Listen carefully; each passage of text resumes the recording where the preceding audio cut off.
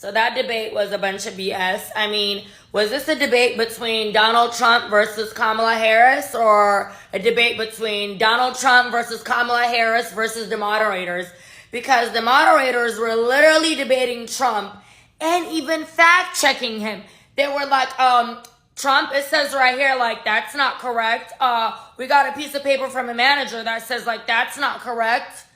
But they didn't even care to fact check Kamala Harris on the propaganda Project 2025. Yeah, it was very biased. It was so biased. And this is exactly why he has my vote. This is exactly why I'm voting for him. And y'all also noticed how Kamala Harris left her accent outside. Just so fake, disingenuous, phony. Very condescending. Yes, I don't know if you notice this. When you look at the hearings, Kamala was putting on a lot of people on social media are now questioning that. I don't know how true this is. Someone posted this. I'm wondering if Kamala was wearing audio earrings and being fed lines. They look quite similar. Thought. When you take a look at this article, I used this new smart hearing to listen to music. They totally surprised me. They look alike, and people are now questioning if she was, communicating with people outside or inside, or what exactly. That is something. I don't know how true this is. With time, we are going to find out. Well, my friends, Kamala Harris deserves an Academy Award for gaslighting, deflecting, and dancing around all of those questions. The debate just ended and Kamala Harris did not answer any of my questions. She's been there for 4 years as vice president. She's been a part of the Democratic elite for decades. Why haven't they fixed these issues? Kamala Harris, now she wants to act all rough and tumble on the border. You were put in charge of the border back in 2021, then oversaw the worst immigration crisis in American history. I have questions. Now, Kamala Harris, she had a rough start in the debate. She was like one of those beat up old jalopies in the Walmart parking lot that takes a few minutes to get going. Objectively speaking, you guys know I'm not owned by the RNC, the DNC, I just call it like I see it. David Muir, the other woman, I don't know her name, and Kamala Harris, it was 3 against 1. Many of these folks on television, they're just Democrat operatives posing as pundits, okay? David Muir could not hide his own political leanings. He cut off Donald Trump. He never fact-checked Kamala Harris. He was combative and argumentative with Donald Trump, moreover.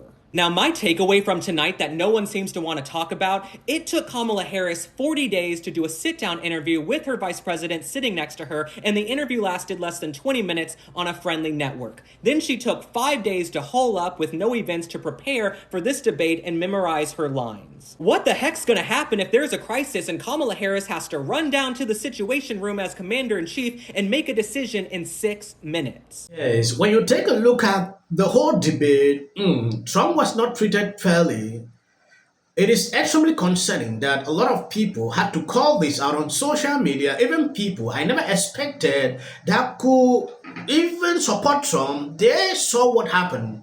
These people were against him.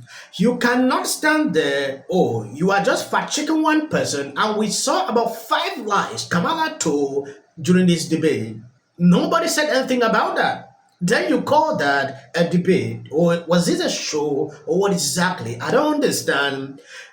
A lot of people have reacted to this. People I never expected that they could even support Trump. They are not happy. I think it's important to remember that we are voting for the leader of our country and not who we like the most or who we want in our wedding party, but who is actually going to make our country better. And we're in an incredibly unique situation where we've had both of the candidates in office before, and we've gotten to see what they would do. And when facts come to facts, my life was better when Trump was in office. The economy was higher, inflation was lower, things were better overall. And now with Kamala's administration, things haven't been so fantastic. And she's saying she can fix the problems that her administration has caused, but I just don't know if I can afford to take that risk. Were you leaning towards the former president coming into tonight? Probably. And did you vote for him in 2016 or 2020? I did. When I first heard that we were abandoning or we were withdrawing from Afghanistan and the way it was happening, I had my Kennedy moment. It was very similar to when we decided to invade Iraq back under President Bush. And when I saw that we were leaving that amount of high-tech equipment in the hands of our enemy, And later that day or later that week, I saw on the news where them celebrating with our guns in their hands. I realized what a travesty that was. In the loss of money in that we abandoned when we left, plus the very bullets that we left there that they were shooting at us as we flew away into planes. These are undecided voters. If you can see here, they understand the kind of politics these people are playing. Kamala has been there for 3.5 years. She could not do anything.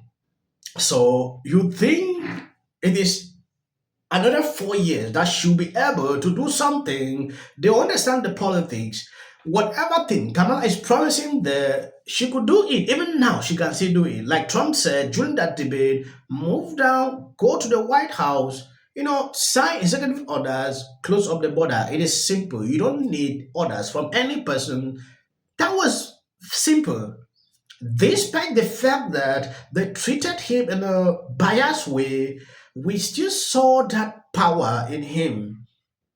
Yeah, and he defended a lot of things which I never imagined, though there were certain loopsy things I expected him to say.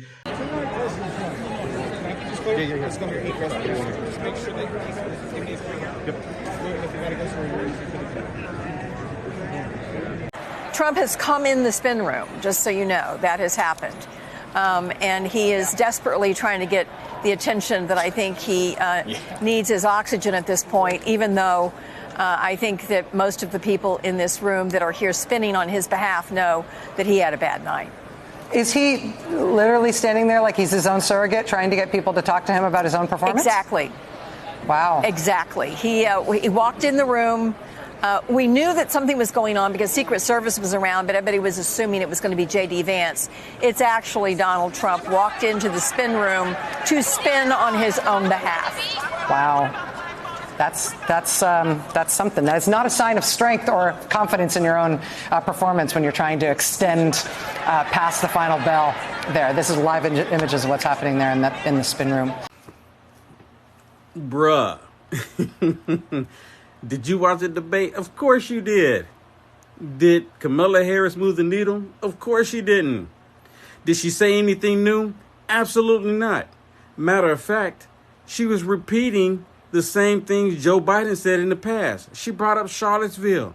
Of course, they brought up January the 6th. And of course, not only was President Trump debating Kamala Harris, but he was also debating the moderators. Can we get a debate where President Trump is actually debating the person that's on stage with him and not the moderators as well? And then the moderators lied. They're actually eating these ducks and these cats. A woman got arrested for eating a cat. But the moderator was like, that we talked to the city manager and it's not actually happening. Really? Really? Give me a break. You can clearly see the meltdown when Trump took the decision to enter the spin room. Liberals panicked because he had to take interviews directly from journalists. Kamala cannot do that. She was nowhere to be found. Immediately, she ran away. That is how you see a powerful leader. The kind of strain Kamala was struggling to portray. A lot of people saw even her face. Facial reactions like this is a weak person. It is not presidential.